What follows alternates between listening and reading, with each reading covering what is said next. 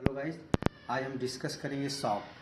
बहुत ही important topic है और बहुत ही ज़्यादा इम्प्रूवमेंट होता है आईसीयू पेशेंट में अगर हम शॉक को टाइमली मैनेजमेंट करें, और अगर डिलेड मैनेजमेंट करें तो बहुत ही ज़्यादा मोर्टेलिटी होती है। शॉक एक बहुत ही इम्पोर्टेंट टॉपिक है, हम आज शॉक डिस्कस करेंगे। शॉक का मतलब होता है डिक्रीज टिश्यू परफ्यूजन। शॉक का मतलब है डिक्रीज टिश्यू परफ्यूजन। परफ्यूजन का मतलब ये होता है इनडायरेक्टली क्या हुआ, decrease blood supply to tissue. ये एक मान लीजिए टिश्यू है। अब ब्लड हमारा दो चीज़ इंपॉर्टेंट ले जाता है, एक न्यूट्रिशन, न्यूट्रिएंट और ऑक्सीजन। न्यूट्रिशन में हमारा कार्बोहाइड्रेट, प्रोटीन, फैट, ये सारी चीज़ें ले जाता है, और दूसरा इम्पोर्टेंटली ऑक्सीजन। अगर किसी टिश्यू का परफ्यूजन कम हुआ यानी ब्लड सप्लाई कम हुई, यानी कि उसका ऑक्सीजन कंटेंट कम हुआ। जब ऑक्सीजन कंटेंट कम होगा तो एनारोबिक रेस्पिरेशन करेगा और लैक्टिक एसिड जनरेट होगा। तो हमने बताया था प्रीवियस लेक्चर में कि शॉक के पेशेंट में क्यों मेटाबॉलिक एसिडोसिस होती है, क्यों लैक्टेट बढ़ा होता है, जो हम एबीजी में देखते हैं। दूसरी चीज़, अगर किसी को शॉक हुआ तो ऑक्सीजन कंटेंट कम होगा। अब ऑक्सीजन हम दो सिस्टम से बढ़ा सकते हैं। ऑक्सीजन कंटेंट कम हुआ, एक तो कार्डियोवैस्कुलर सिस्टम सीवीएस से कार्डियक आउटपुट को बढ़ा के हम ब्लड सप्लाई बढ़ा दिए, इनडायरेक्टली उसकी ऑक्सीजन कंटेंट बढ़ गया। इसीलिए जो शॉक होता है उसमें हार्ट रेट बढ़ जाता है, क्योंकि कार्डियक आउटपुट बराबर heart rate into stroke volume, तो इससे कार्डियक आउटपुट बढ़ जाता है। दूसरा जो कंपोनेंट है वो रेस्पिरेटरी, क्योंकि रेस्पिरेटरी सिस्टम ऑक्सीजन के साथ डायरेक्टली डील करता है। रेस्पिरेटरी सिस्टम में हम रेस्पिरेटरी रेट आरआर को बढ़ा सकते हैं। दूसरा डेप्थ ऑफ रेस्पिरेशन का जो डेप्थ बढ़ाते हैं, और इन दोनों को मिला के बोलते हैं रेस्पिरेटरी डिस्ट्रेस। यानी शॉक के पेशेंट में रेस्पिरेटरी डिस्ट्रेस क्यों होता है, ये चीज़ मैंने एक्सप्लेन यहाँ से की। और इसीलिए जो शॉक के पेशेंट होते हैं उनको रेस्पिरेटरी सपोर्ट की ज़रूरत होती है। अब देखेंगे वो सीवियरिटी कितना है, उसके बेसिस पे हम नेजल प्रांग भी दे सकते हैं, सीपैप भी दे सकते हैं, एनआईपीवी भी दे सकते हैं, और हो सकता है अगर बहुत ज़्यादा सीवियरिटी तो इंटूबेट करना भी पड़ सकता है पेशेंट को, यानी मैकेनिकल वेंटिलेशन की भी ज़रूरत पड़ सकती है। तो इस फ्लोचार्ट से हम ये बताना चाह रहे हैं कि शॉक के पेशेंट में क्यों हमें रेस्पिरेटरी सपोर्ट देना होता है, वो इस रेस्पिरेटरी डिस्ट्रेस से एक्सप्लेन होता है। जो शॉक है, शॉक के तीन इम्पोर्टेंट स्टेजेज होते हैं। पहला स्टेज जो होता है वो कंपनसेटेड शॉक होता है। दूसरा इम्पोर्टेंट स्टेज जो होता है डीकम्पनसेटेड शॉक होता है, तीसरा स्टेज होता है इरिवर्सिबल शॉक। तो जो शॉक का मैनेजमेंट हमको करना चाहिए वो कंपनसेटेड स्टेज में कर लेना चाहिए। अगर हम कंपनसेटेड स्टेज में ही शॉक का मैनेजमेंट करते हैं तो नियरली 100% इम्प्रूवमेंट मिल जाता है। अगर कोई बच्चा या पेशेंट डीकम्पनसेटेड स्टेज में गया तो वो 50% उसके चांस है इम्प्रूव होने के, और 50% चांस है डिटोरिएट करने का। और अगर कोई बच्चा इरिवर्सिबल स्टेज ऑफ शॉक में चला गया तो उसकी मोर्टलिटी निश्चित रूप से होगी, चाहे वो 12 घंटे में हो, 24 घंटे में, यानी ड्यूरेशन ऑफ लाइफ उसका एक्सटेंड कर सकते हैं, लेकिन वो शॉक से इम्प्रूव नहीं होगा। तो बेसिक मोटो हमारा होता है early diagnosis and proper treatment. सबसे बेस्ट पार्ट होता है कि हम कंपनसेटेड स्टेज में ही शॉक को डायग्नोस करें और ट्रीट करें। मान लीजिए किसी कारणवश हमको डिलेड हुआ तो डीकम्पन स्टेज में हम शॉक का डायग्नोस और ट्रीटमेंट कर ही देना चाहिए।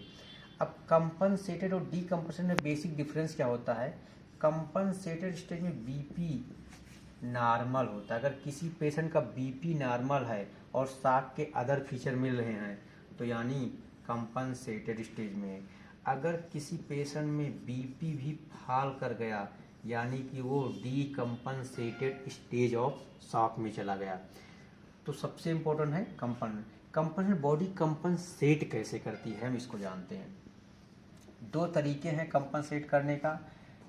एक तो मैंने बताया था सीबीएस, हमारा सीबीएस में कैसे कंपनसेट करता है। मैंने बताया था cardiac output equal to heart rate into stroke volume.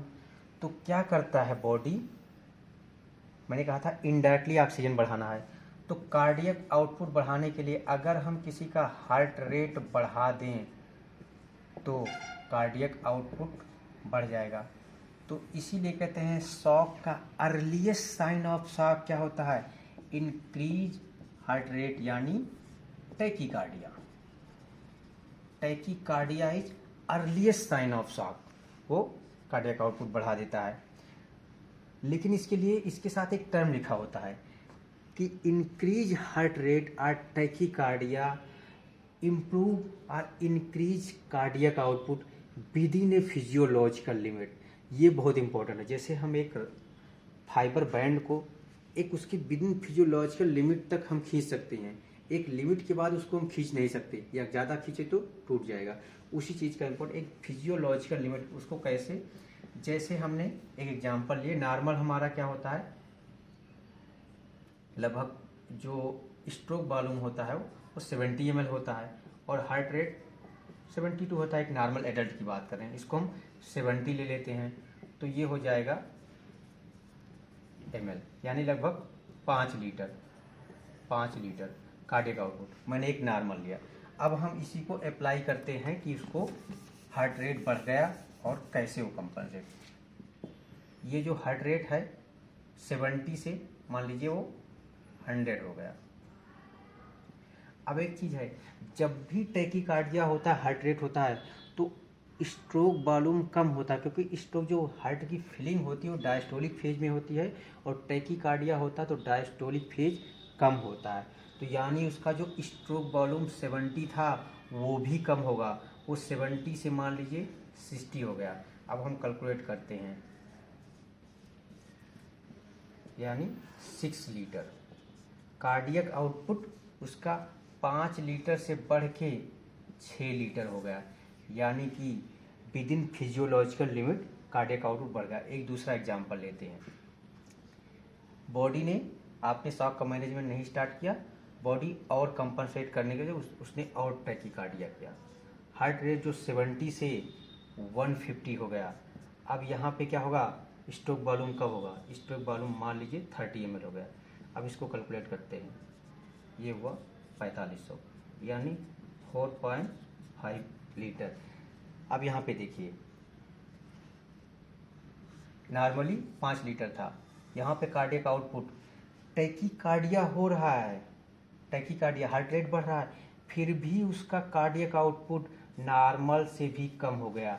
इसीलिए बहुत इम्पोर्टेंट वर्ड है कि tachycardia increase cardiac output with in A physiological limit. एक फिजियोलॉजिकल लिमिट के बाद टैकीकार्डिया इतना ज़्यादा हो गया कि उस प्रोपोर्शन में कई गुना उसका जो स्ट्रोक वॉल्यूम ज़्यादा कम हो जाता है, इसलिए ओवरऑल कार्डियक आउटपुट कम हो जाता है। तो ये बहुत ही इम्पोर्टेंट। तो जो कंपनसेटरी पार्ट का पहला है वो कार्डियक आउट। अब एक बीपी का फार्मूला आप लोग पढ़ते हैं, BP equal to cardiac output into peripheral vascular resistance. यानी अगर किसी का कार्डियक आउटपुट बढ़ेगा तो बीपी मेंटेन रहेगा। तो ये क्या करता है, कंपनसेटेड स्टेज में बीपी क्यों नहीं फॉल होता है, क्योंकि बॉडी कार्डियक आउटपुट को बढ़ा लेता है, जिसके कारण बीपी मेंटेन रहता है, तो बीपी फॉल नहीं होता। ये इम्पोर्टेंट पार्ट है। हमने बताया था कंपनसेशन होता कैसे, पहले पार्ट में सीवीएस। दूसरा क्या तरीका है कंपनसेट करने का, दूसरा बॉडी कैसे काम कर, बॉडी में हमारे 2 तरह के आर्गन होते हैं, वाइटल आर्गन और नॉन वाइटल आर्गन। तो हमारे हम 3 का एग्जाम्पल लेके समझाएंगे। वाइटल आर्गन और non vital organ. Vital organ में आपका CNS, CVS और तीसरा एड्रेनालिन। CNS क्यों? क्योंकि पूरी बॉडी का कंट्रोल ही हमारा CNS करता है, ब्रेन करता है। CVS क्यों? क्योंकि कार्डियक आउटपुट या BP का जो पूरा कंट्रोल है वो CVS से है, तो हमें इसकी ब्लड सप्लाई मेंटेन करना। एड्रेनल क्यों? क्योंकि जितने भी आयनोट्रॉप हों, चाहे डोपा हो, ADR हो, डोप्टा हो, सब बेसिकली निकलते कहाँ हैं? एड्रिनल कार्टेक्स से। तो ये 3 आर्गन वाइटल आर्गन माने जाते हैं। इनकी ब्लड सप्लाई बॉडी बढ़ा लेती है। एक्चुअली बॉडी ब्लड सप्लाई बढ़ा नहीं, जैसे हमने शॉक का डिफिनेशन बताया, डिक्रीज टिश्यू परफेशन। मान लीजिए बॉडी में 5 लीटर ब्लड थे, ठीक है, ये 4.5 हो गए, या 4 लीटर मान लेते हैं, 4 लीटर हो गया। तो नॉर्मली मान लीजिए वाइटल आर्गन को 5 लीटर में 2.5 लीटर इसको मिल रहा था, 2.5 लीटर इसको। तो बॉडी क्या करेगी, इसका 2.5 लीटर जब 4 लीटर हो गया तो इसका 2.5 लीटर बना के रखेगी, जो कम हुआ इसका 1.5। तो बॉडी ऐसा नहीं कि वाइटल आर्गन ब्लड सप्लाई बढ़ जाती है, उसकी मेंटेन रखता है, और जो कम होगा वो नॉन वाइटल आर्गन की। नॉन वाइटल आर्गन में हमारे क्या आते हैं? नॉन वाइटल जो आर्गन है, नॉन वाइटल आर्गन का भी हम 3 वाइटल आर्गन का एग्जांपल लेके चल रहे हैं, 3 नॉन वाइटल। नॉन वाइटल मैंने बताया स्किन, रीनल और GIT, इनकी ब्लड सप्लाई कम हो जाती है। वाइटल आर्गन की ब्लड सप्लाई मेंटेन रहती है, कैसे रहती है, क्या उसका सिग्निफिकेंस है, हम यहाँ पर बताते हैं। स्किन की ब्लड सप्लाई कम हो जाती है, तो इसीलिए शॉक में कोल्ड पेरीफरी मिलती है, कोल्ड पेरीफरी। तो जो स्किन की हम कोल्ड पेरीफरी मिलती है, यहाँ से पता चलता है क्यों शॉक के पेशेंट में कोल्ड पेरीफरी मिलती है। पैर और फीट और हैंड कोल्ड क्लाइमी मिलते हैं, यहाँ से क्लियर हो रहा है स्किन की ब्लड सप्लाई ये चीज़ से। दूसरी चीज़ रीनल की ब्लड सप्लाई। रीनल का काम क्या होता है? ब्लड को छान के यूरिन आउटपुट बढ़ाना। तो अगर रीनल की ब्लड सप्लाई हो गई कम, तो उसकी यूरिन आउटपुट बनाने की कैपेसिटी हो जाएगी कम। तो यूरिन आउटपुट, शॉक के पेशेंट में यूरिन आउटपुट क्यों कम होती है, यहाँ से पता चल रहा, क्योंकि ब्लड सप्लाई कम। यूरिन आउटपुट मॉनिटरिंग शॉक के पेशेंट में क्यों इम्पोर्टेंट हो जाता है, यहाँ से क्लियर होता है, बहुत ही इम्पोर्टेंट है। तीसरी चीज़ है GIT।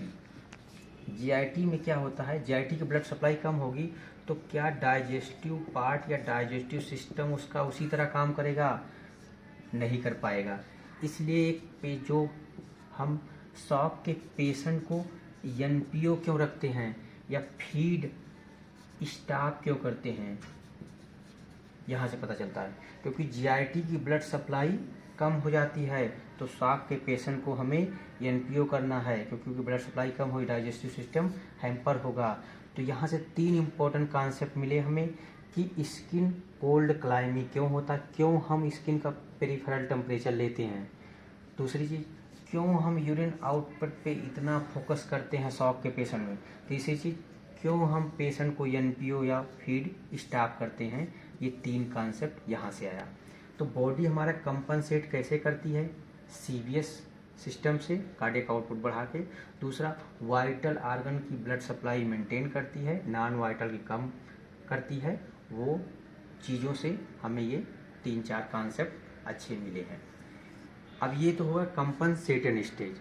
कंपनसेटेड मैंने जैसे बोला कि अगर आपने टाइमली मैनेज नहीं किया तो पेशेंट डीकम्पनसेटेड स्टेज में आएगा। जैसे मैंने बताया था कार्डियक आउटपुट का कैलकुलेशन करते हुए कि जब उसका हार्ट रेट इतना ज़्यादा बढ़ गया कि कार्डियक आउटपुट, उसका स्ट्रोक वॉल्यूम इतना ज़्यादा कम हो गया, तो ये 4.5 लीटर। अब ये वो स्टेज है जहाँ पे कार्डियक आउटपुट कम होने लगा। तो मैंने बताया BP equal to cardiac output into peripheral vascular resistance. अगर कार्डियक आउटपुट कम हुआ तो ब्लड प्रेशर भी कम हो जाएगा, तो अब BP भी कम होने लगा। अब इस स्टेज को बोलते हैं डीकम्पनसेटेड स्टेज। अगर इस स्टेज में पेशेंट आ गया तो 50% उसके मोर्टलिटी और इम्प्रूव होने के चांस होते हैं। हालांकि यहाँ पे भी 50% इम्प्रूवमेंट के चांस होते हैं। इस स्टेज में हमें पेशेंट का मैनेजमेंट करना बहुत ज़रूरी होता है। शॉक का मैनेजमेंट हम अलग एक सेकेंड पार्ट में अच्छे से बताएंगे। उसमें हम न्यूनेट का भी बताएंगे, चिल्ड्रन का बताएंगे और एडल्ट में तीनों का कंबाइन चार्ट के थ्रू पूरा मैनेजमेंट बताएंगे। जो तीसरा स्टेज होता है इरिवर्सिबल स्टेज होता है। तो कैसे यहाँ पे क्या क्या मॉनिटरिंग करना है, ये सारी चीज़ें हम डिस्कस कर लिए। हम नेक्स्ट वीडियो में शॉक का मैनेजमेंट अच्छे से बताएंगे। कुछ बेसिक क्वेश्चन जो शॉक से हमेशा पूछे जाते हैं, तो एक क्वेश्चन कॉमनली पूछा था कि अर्लीस्ट साइन ऑफ शॉक, तो मैंने बताया था इंक्रीज हार्ट रेट यानी टैकीकार्डिया। इंक्रीज हार्ट रेट यानी टैकीकार्डिया मैंने विथ कैलकुलेशन बताया। दूसरा क्वेश्चन आता है early and reliable sign of shock. इसका आंसर होता है डिक्रीज यूरिन आउटपुट। अगर अर्लीस्ट पूछेगा तो इंक्रीज हार्ट रेट टैकीकार्डिया, ठीक है, लेकिन ये सेंसिटिव नहीं होता है। टैकीकार्डिया बहुत सारे। अगर अर्ली एंड रिलायबल या कहीं कहीं लिखा early and sensitive sign of shock, तो होगा डिक्रीज। तीसरा क्वेश्चन सेवरेस्ट, एकदम कन्फर्म सेवरेस्ट या confirmatory sign of shock, decrease blood pressure. अगर किसी का बीपी कम हो गया तो यूजुअली हम करते क्या हैं, हम ब्लड प्रेशर मॉनिटरिंग करके शॉक का असेसमेंट करते हैं। यानी हम पेशेंट को ऑलरेडी 50-50 कंडीशन में पहुंचा देते हैं। हमको कंपनसेटेड स्टेज में ही यानी cold periphery, tachycardia, decrease urine output, इन सब चीज़ों से शॉक का पता लगाना है ताकि हम 90% पेशेंट को बचा पाएँ। यहाँ तो हम 50-50 के रेशियो में हम शॉक का असेसमेंट जब करते हैं कैसे, ब्लड प्रेशर से। यहाँ यानी हम 50% पेशेंट को ऑलरेडी हम 50-50 पहुँचा देंगे। तो ये 3 क्वेश्चन इंपॉर्टेंट क्वेश्चन है और इसके पीछे ये कॉन्सेप्ट ध्यान रखना है।